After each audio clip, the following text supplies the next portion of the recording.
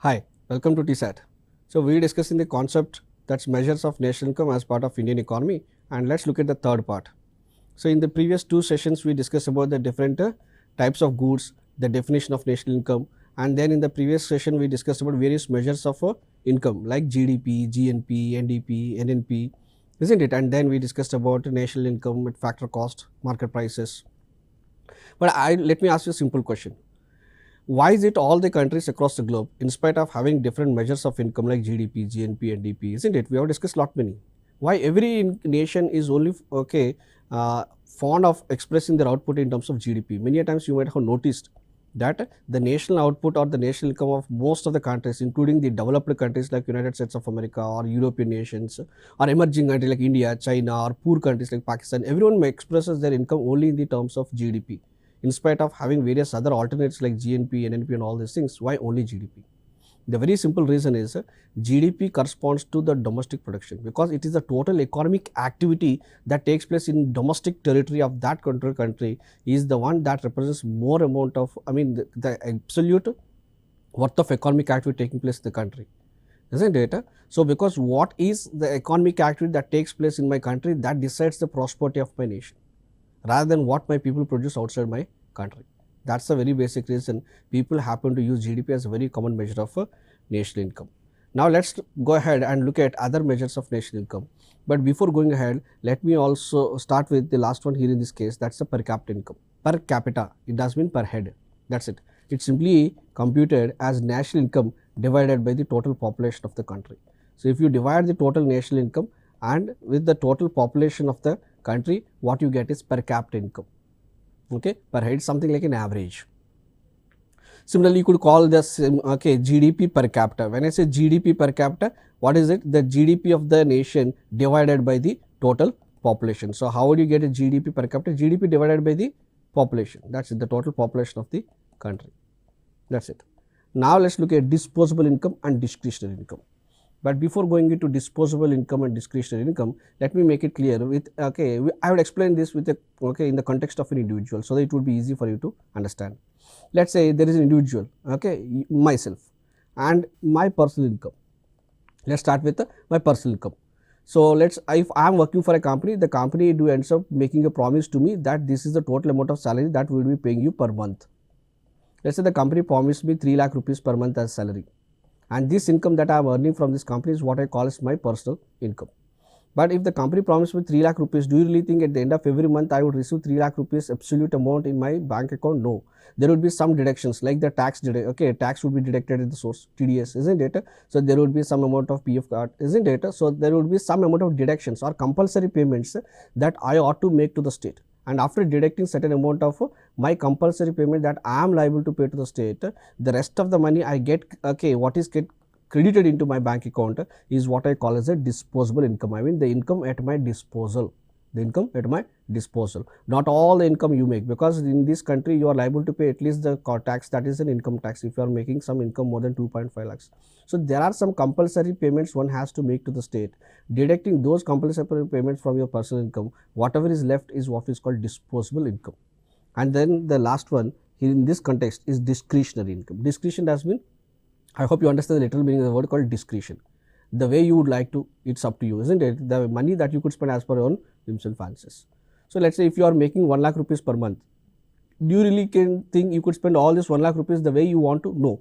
Living in a city like Hyderabad, you need to meet some expenses like the khana pina, roti, kapda, makan, the food, clothing, shelter, isn't it? So there are some necessary expenditures that you are going to make. If you are living in a rented flat, you are bound to pay the rent. If you are simply buying an internet services, you are going to pay the internet bill.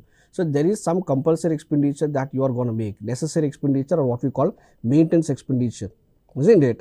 So once you meet your basic necessary expenditure, whatever the amount of money that you are left with after meeting your basic necessities is what is said to be called as discretionary income, or the income that you could spend as per your own the difference between per capita income, disposable income, personal income and discretionary income. Now let's go ahead and look at the other most important concept, that is nominal GDP and real GDP. And we will be using these terms nominal and real in many contexts. Right now we are discussing in the context of GDP. Similarly, later we will be discussing about nominal income, real income, nominal interest rate and real interest rate. Later we will discuss about nominal exchange rate, real exchange rate, nominal effective exchange rate, real effective exchange rate. So, there might be ample instances where we will be coming across the terms called nominal and real. Let me make it the very simple difference between the nominal and term real. When it comes to real, the real output, okay, anything that is expressed as a basket of goods and services. I mean, anything expressed in terms of goods and services is what we call as a real output or real variable. Nominal is something that is expressed in terms of monetary value. I mean, in terms of money value, monetary value. Or technically speaking, real variable is nominal variable adjusted to inflation. Nominal variable adjusted to inflation. I mean, if you remove the component of inflation from a nominal variable, whatever you would be getting is what we call real variable. So, now let me make it clear with what is the difference between nominal GDP and a real GDP. Nominal GDP, okay, technically is defined as a GDP measured at market prices, at current market prices. Let us say our country produces a basket of output, and the worth of output the country produces, if you measure at the current prevailing market prices, we call that as nominal GDP. So, nominal GDP is simply GDP measured at the current prevailing market prices. So, if you look at, take this particular pencil, and okay, this is the only pencil. I mean, imagine this country produces only one unit of output, and this is the only pencil. So, the value of this pencil right now measured at the market price is what I call as the GDP or nominal GDP. But real GDP is expressed as GDP measured at a constant prices, or what we call it as a base year prices. So, generally as of now you might be aware of the fact we have this base year somewhere around 2011-12 as the base year. I mean, if I am measuring the current value of output, so this year our country might have, in our country we produce some output. If this output is being measured at the prices prevailing in a year, right now let us say at the prices prevailing in 2011-12. I mean, if I am trying to estimate the value of the same stencil at a price prevailing in 2011-12, in such case that particular GDP is called as a real GDP. So, what I am simply doing is that since 2011-12 to 2022, there might have been an enormous increase in price of various basket of goods and services because of inflation. So, if I remove and ignore that aspect of inflation since 2011-12, and I am trying to account the value of this output of this year at a prices prevailing in a particular base year, I would call that as a real GDP. So, nominal GDP, real GDP, the difference is the way we compute it. In both the cases, we are computing the value of output produced by the country in a particular year. But in the first case, I am computing the output at a prices prevailing in the current market prices, whatever is the price right now in the market. When it comes to the second case, I am trying to compute the same at a prices prevailing in a base year, and that is the difference between nominal and real GDP. Okay. And now, let us go ahead and try to understand one important concept, that is Okun's law. Okun's law. So, Okun's law is simply named after an economist who happened to come with this particular establishment. Okun is an economist who established a relation between the unemployment rate in an economy,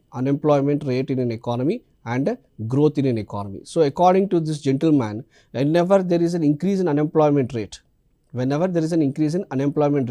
by 1%, okay, there is a fall. The economy might end up losing an output or the growth of approximately what the 2%. Okay, for every rise in unemployment rate by 1%, this gentleman ends up simply saying the economy might experience the growth, fall in growth by around 2%. So, this gentleman, it's not necessarily true for every economy, it is an empirical observation. It's an empirical. So, given from a given set of data, this gentleman has made an observation, and he just want to convey the fact that if your economy is not able to utilize its fullest potential or the maximum amount of resources, what would be the loss of output the economy might experience, and that's what he happened to convey, and that particular law is what is very popularly called as Okun's law. And the reason why I have discussed this Okun's law is to let you understand the concept of growth, because the next part is what we are going to compute, that's a growth. So, how is growth measured and what exactly is called as growth of an economy? And I am revising it one more time. What I mean to say, Okun's law is simply a law that depicts the relation between how unemployment would have an effect upon the output of an economy, or what we call the growth of a particular economy. So, now let us go ahead and look at what exactly is the growth of an economy. So now let's say imagine in the last year a country produced 100 shirts. This year the country produced 100 shirts. So this increase in output by what amount? 10. So compared to last year we have increased, there is an increase in output by 10 shirts, and these 10 shirts over the previous output, that is 100, okay, expressed in terms of percentage is nothing but 10%, isn't it? So I could say in this example that this economy compared to the previous year has experienced a 10% increase in output, a 10% increase in output. If you remember the concept of national income, I ended up simply saying the income of a nation increases only with increase in output. And this increase in output or production of an economy is what we call it as a growth. So growth is a measure of rate of change or rate of increase in production of goods and services, rate of increase in production of goods and services in an economy, production of goods and services in a economy. That's what's called as a growth rate. Now, what's the formula to compute a growth rate of an economy? Growth rate is computed using the formula that is real GDP. Growth rate is computed using the formula that is real GDP of N minus real GDP. I guess you understand the meaning difference between nominal and real GDP, and isn't it? So we only take the real GDP into consideration to measure the growth rate, not nominal GDP. So real GDP of N, and N stands for current year. Current, N minus 1 stands for previous year. So what is that we are trying to do is the real output of this year minus the real output of the previous year divided by the output of the previous year multiplied by 100 gives you the growth rate. Now let's say, imagine if you have come across in the newspaper or the government of India has reported that there is a 12% of growth rate of this country in the year of financial 21-22. Just imagine. Of course, that's not the correct growth rate for 21-22. I'm just giving an example. If the government report that there is a 12% growth rate in the year of 21-22, it does mean, or how would you interpret it? Compared to the financial 2021, the increase in production of goods and services in the economy has gone up by 12%. There is a 12% increase in the overall production of goods and services when compared to the previous year. Okay. Similarly, imagine if you have come across a news that the third quarter of financial year 22-23. Okay, of course, this third quarter as of now is not yet being counted. So I think you are aware of the fact Q3. Okay, so we generally divide the accounting year of financial into 4 different quarters for every 3 months of the time period, isn't it? So April, May, June is the first quarter, and then followed by the second quarter, July, August, September. Okay, or you could divide the entire financial into 2 different halves. So here in this case, I am just simply comparing. If not Q3, let's start with Q1. Okay, so Q3 is not yet done, and that's the reason. Let's say the Q1 of financial year 22-23. You have come across a news that there is an increase in growth rate by 8%. And how would you interpret this? When there is a growth rate of 8% in the Q1 22-23, it simply conveys the fact that compared to the same period, that is the first quarter of financial year 21-22, okay, compared to the same period of the previous financial year, the increase in the output in the country has gone up by 8%. So that's how you need to understand. Okay, let's say tomorrow you just again come across a different Q2 growth rate is 6% in the financial year of 22-23. So here in this case, when I say Q2 growth rate, I mean second quarter's growth rate is 6%.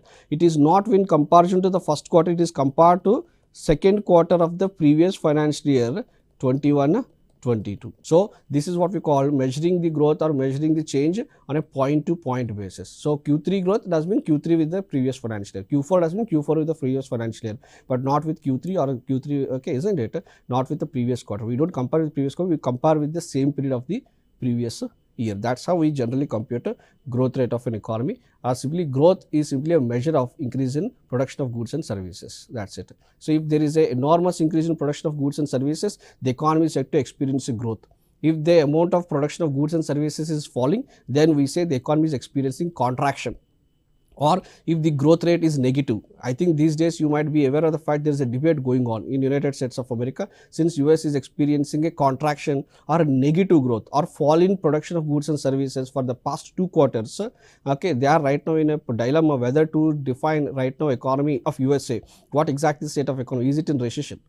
Okay, because recession technically mean any economy experiencing contraction of economic activity or fall in economic activity, or negative growth rate for 2 consecutive quarters, the economy is set to experience a recession. And right now United States of America is in such. It's not only United States of America, large number of economies across the globe are about to experience a recession because of the ongoing Russia-Ukraine war and increase in the oil prices. I think you might be aware of all this news.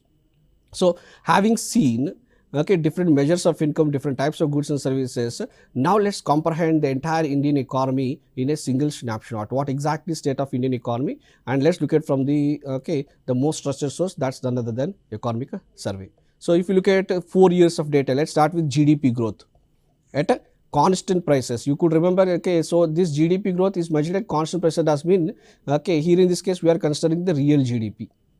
So, and what does the economic survey says? In 1920, in the financial of 1920, we experienced a 4% growth rate, and 2021 we experienced a contraction in growth. If you look at it, that's a minus 7.3, isn't it? In the this year we experienced a minus 7.3 growth rate. It's a negative. Why is it so? You and me know the fact that because of COVID, there is almost for 70-80 days the economy has been come to halt, isn't it? So no activity has taken place. That's the reason in 2021, not only India, a large number of economies, almost every country across the globe has experienced a contraction in economic activity, and that's the reason that year we reported a negative growth rate, and immediately the very next year we bounced back to 9.2. That's been compared to this year, there is an increase in output by 9.2. You might be thinking, my God, India has experienced really a great recovery, but I think you are aware of the fact this is all because of base effect.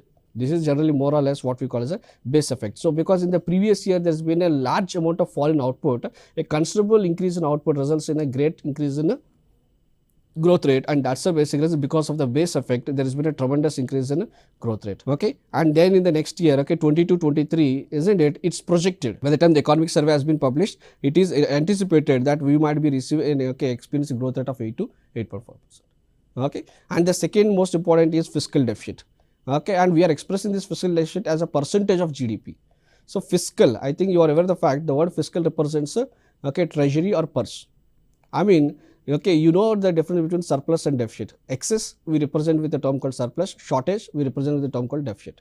So, here in this case, when it comes to the term fiscal deficit, it is simply the gap between the total expenditure and total income of the government of India. So, if your expenditure, if the government's expenditure is more than its total revenue or total income, then the government is said to have a deficit. So, when you have a deficit, what is the simple thing you do? You borrow money. So, the amount of money you are expected to borrow in a financial year, if you express it as a percent of GDP, generally we happen to represent with a term called fiscal deficit. And if you look at this particular 4 years, 2021, because of COVID, our fiscal deficit is very high, because government of India has implemented very large number of populistic schemes, large number of welfare schemes. I'm sorry, it's not populistic, I would rather say it's a welfare schemes, isn't it, for the sake of protecting these people. And that's the basic reason. I think you will be aware of the fact the amount of food grain distributed to all the people, and free transportation, and then the vaccines. You might be, the government has spent a lot of money, and that's the reason the 2021 the government has ended up borrowing a very large proportion of money, and when it expressed as a percent of GDP, that was roughly around 9.2, and this year there's been a considerable fall in the fiscal deficit, that's up to 6.8%. Now, coming to the second most important parameter to judge the economic well-being, is inflation. So, the green line indicates the wholesale price index based inflation. In the next particular lecture, we will be discussing about the difference between the wholesale price index and CPI. But both the cases, I think you are aware of the fact there are these are two different ways of measuring the rate of increase in price of goods and services. But at the end of the day, they convey the fact, the rate at which prices of goods and services are increasing. And now coming to the other most important thing is the forex reserves. So, forex reserve simply includes the amount of foreign currency, the SDRs, the gold that we Indians have accumulated over a period of time. As of now, if you could look at it, there has been a considerable increase in the total forex reserves that we have accumulated. And similarly, let me also make it clear with respect to the term called import cover. Import cover refers to the amount of foreign currency or forex reserve that a nation has. The import cover refers to the amount of foreign currency that is required to meet your import bill for a certain period of time. Now, let's say if Indian economy maintains a forex reserves that is enough to meet the import bill of this country for a year, then in such case the nation is said to have an import cover of 1 year. Or if your forex reserves are enough only for meeting your import bill for only 1 month, then you are said to have an import cover of only 1 month. So, larger is import cover, Rather, more is the forex reserves, more would be your import cover. I mean, you could use it for meeting your import bill for a larger span of time. And you could notice the fact we are doing really good with increase in forexes. And then how are three different sectors of economy performing in the past 4 years? If you look at it, generally, I think you are aware of the fact we divide Indian economy into three different sectors. I mean, whatever contributes to the economy, we categorize into three different sectors. Okay, ideally, primary sector, secondary sector, tertiary sector. Rather than simply defining primary sector, simply does mean sector that deals with natural resources, a direct interaction with natural resources. Secondary sector is sector where we happen to transform the raw materials or natural resources into some industrial goods, isn't it, or some goods and services. That's the secondary sector. Tertiary sector is synonymous with the service sector. Whereas in India, we happen to categorize the economy into three different sectors. One is agriculture and elite sector, forestry, fishing, and then the industrial sector, which includes mining, quarrying, manufacturing, electricity, construction, and other utility services. And lastly, the service sector. And if you look at these all sectors, so agriculture sector, in spite of, even during COVID, has performed relatively better because we people allowed the agriculture activity to continue during even COVID, but you could see the industrial growth has been negative, and same is the case in 2021, and now in this 22 we started recovering. This is the state of Indian economy, that comes from economic survey, and I think the same whatever is been discussed is been presented. Now let's look at the very basic purpose of giving you this kind of presentation here in this case. I just want you to note down the most important aspect. What is the contribution of each sector to the overall GVA or gross value addition? I mean, which particular sector in which particular sector the value addition is taking place relatively larger amount. So if you look at the current 21-22 advanced estimates, 53% of value addition in the economy happens to be from a service sector. And then if you look at industry sector, it is 28.2. So roughly, if you think, better I would ask you to go for 28%, round it to 28%, and agriculture sector, the value addition takes place at 19%. I'm just rounding it to 19%. Or one more thing that I just want you to note down is that if you look at the value addition that is taking place, especially in manufacturing sector, it's hardly, or it's roughly approximately around 15.5%, or you could simply round it to 16%. So one thing that you should notice the fact is that the value addition taking place in agriculture sector seems to be relatively better than compared to manufacturing sector. It does mean even after liberalization in 1991, there is hardly or there is any considerable improvement in the manufacturing sector in India, and that's a very basic reason. I think right now the current the reason why central government, the current Narendra Modi sub government is looking after promoting Make in India, Atmanirbhar Bharat, because there is a huge amount of shortfall in achieving the total output when it comes to manufacturing sector in this country, isn't it? So that's the reason recently you've been aware of the fact the government is also trying to alter the SEZ Act of 2005 for the sake of promoting manufacturing activity in this country, and that's a very basic reason why I happen to present this particular facts. So it is very essential to remember what is the value addition. I hope you remember what exactly is the definition of a value addition, isn't it? The contribution of labor and capital during various stages. And before concluding the topic of income and growth, let me also make it clear with respect to the very important term called GDP deflator. So how is GDP deflator computed? GDP deflator is computed by using a very simple formula, that is nominal GDP divided by real GDP multiplied by 100. Nominal GDP divided by real GDP multiplied by 100. So what is the very basic purpose of GDP deflator? It is used to measure inflation. So how an economy is experiencing increase in prices of goods and services over a period of time could be used or could be computed using this particular term, that is called GDP deflator. Let me show you how the inflation rate is calculated using GDP deflator. The formula to compute inflation rate using GDP deflator is GDP deflator. So we compute the GDP deflator. How do you compute it? Divide the nominal with real GDP and simply the rate of change in GDP deflator, that means GDP deflator of n minus GDP deflator of n minus 1, deflator of n minus 1 divided by GDP deflator of n minus 1 multiplied by 100 gives you the rate of inflation. So, imagine you have substituted the values. N stands for the current year, n minus 1, as you are already aware, stands for previous year. Imagine at the end of the day we happen to substitute the values, and finally we got to know the inflation rate is 10%, that is computed using GDP deflator. And what does this number 10% speak? This says compared to the previous financial year, that is financial year, let us say 2021, let us say this 10% is for the financial year of 21-22. What does it say? Compared to the previous financial year 2021, the financial year 21-22 experienced a overall increase in prices of basket of goods and services produced in India by over 10%. By over 10%. Of course, there are different measures of computing inflation, that is using wholesale price index, price index, consumer price index, producer price index, service price index.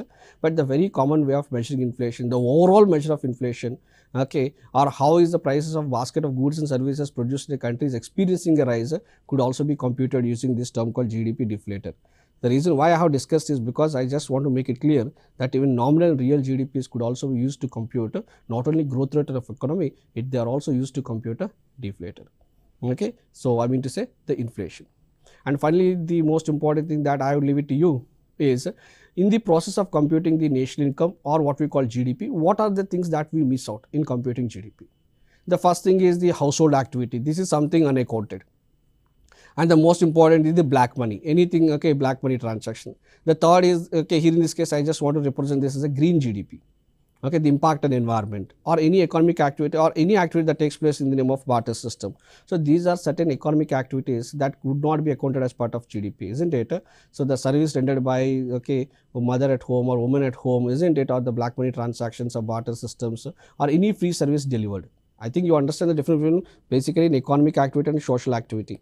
Anything that has a value and a price attached could only be called as an economic activity. Let us say if you people volunteer to clean the roads of Hyderabad, then it is called a social activity. But if someone is, if some municipal worker is doing the same in return for a certain amount of money, then it is called as an economic activity. So, only economic activity which has some price attached could be accounted as part of GDP. At the same time, there might be a lot of activity takes place which could not be accounted as part of our GDP, and that is what I have listed it here.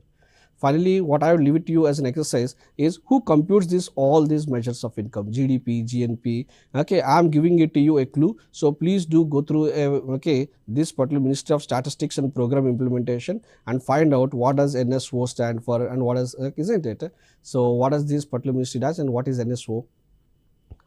So, that helps in understanding who computes this GDP. I am leaving it a clue for you people. And I think in the past 3 sessions we discussed about various types of goods, what is the definition of income, various methods of computing national income, various measures of income, and how to compute growth or change in production economy using these particular measures. And finally, we have seen how to measure inflation using nominal and real GDP and the things that we are missing in computing GDP. And the last thing we are, I am expecting you to do is, who does compute GDP in this country, who is responsible, which part of the government is responsible in computing this information related to GDP. That is what I will leave it to you. And this completes the topic measures of national income and growth. We spent considerably enough time for this because this is most important topic that's required for your examination, and we'll go ahead with the next topic, that's inflation. So, having seen how to compute inflation with GDP deflator, we'll try to explore the concept of inflation in the coming session. Thank you.